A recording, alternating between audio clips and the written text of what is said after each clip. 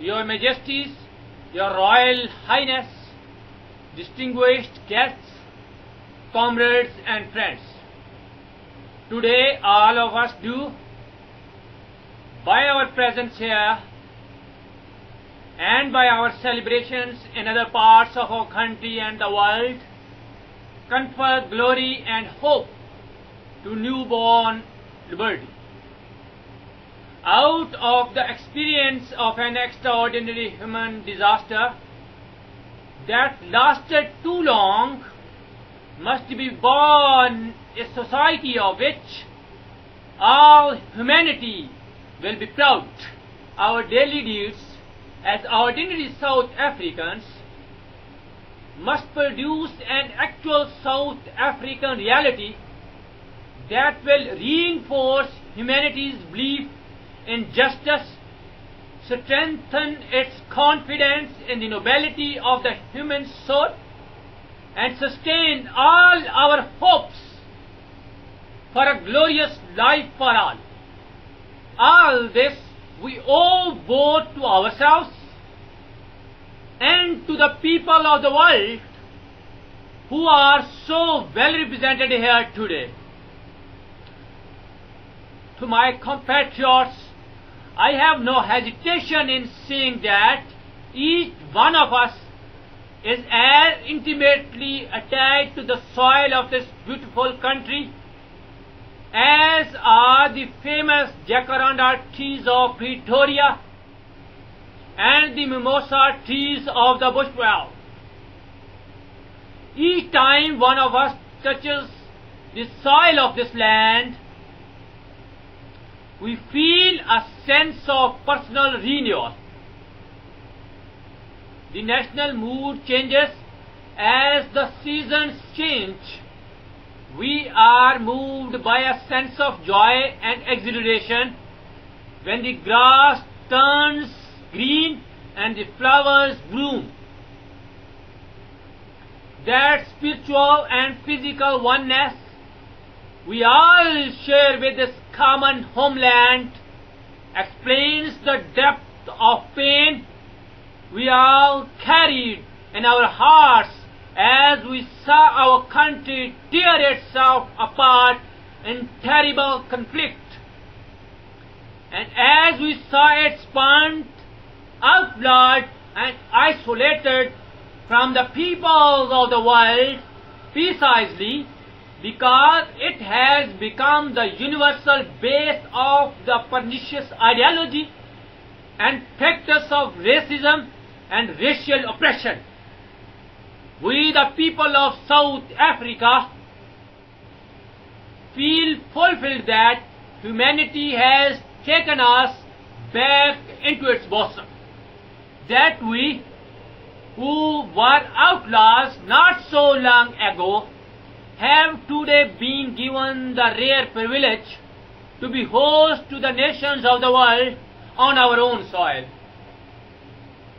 We thank all our distinguished international guests for having come to take possession with the people of our country of what is, after all, a common victory for justice, for peace, for human dignity.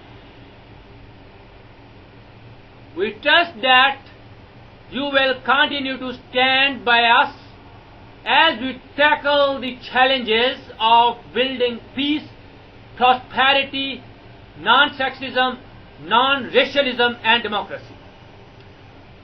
We deeply appreciate the role that the masses of our people and their democratic, religious, women, youth, business, traditional and other leaders have played to bring about this conclusion.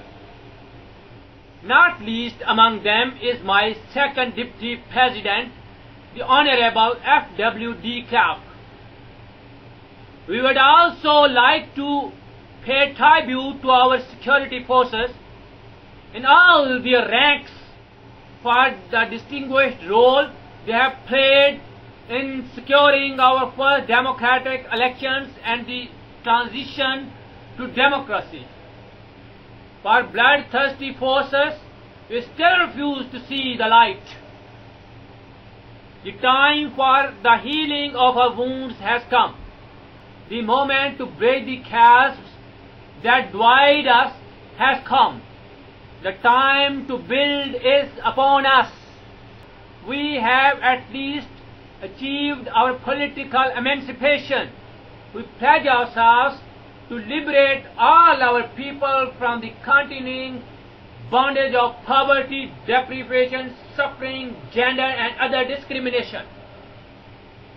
We succeeded to take our last steps to freedom in conditions of relative peace. We commit ourselves to the construction of a complete, just and lasting peace. We have triumphed in the effort to implant hope in the best of the millions of our people. We enter into a covenant that we shall build the society in which all South Africans, both black and white, will be able to walk tall, without any fear in their hearts, assured of their inalienable right of human dignity. A rainbow nation at peace with itself and the world. As a token of its commitment to the renewal of our country, the new interim government of national unity will, as a matter of urgency, address the issue of amnesty for various categories of our people who are currently serving terms of imprisonment. We dedicate this day to all the heroes and heroines in this country and the rest of the world who sacrificed in many ways and surrendered their lives so that we could be free. Their dreams have become reality. Freedom is their reward. We are both humbled and elevated by the honor and privilege that you, the people of South Africa, have bestowed on us as the first president of a united, democratic, non-racial and non-sexist South Africa to lead our country out of the valley of darkness. We understand it still that there is no easy road to freedom. We know it well that none of us acting alone can achieve success. We must therefore act together as a united people for national reconciliation, for nation building, for the birth of a new world. Let there be justice for all. Let there be peace for all. Let there be work, bread, water and salt for all. Let each know that for each the body, the mind and the soul have been freed to fulfill themselves. Never, never and never again shall it be that this beautiful land will again experience the oppression of one by another and suffer the indignity of being the skunk of the world. The sun shall never set on so glorious a human achievement. Let freedom reign. God bless South Africa.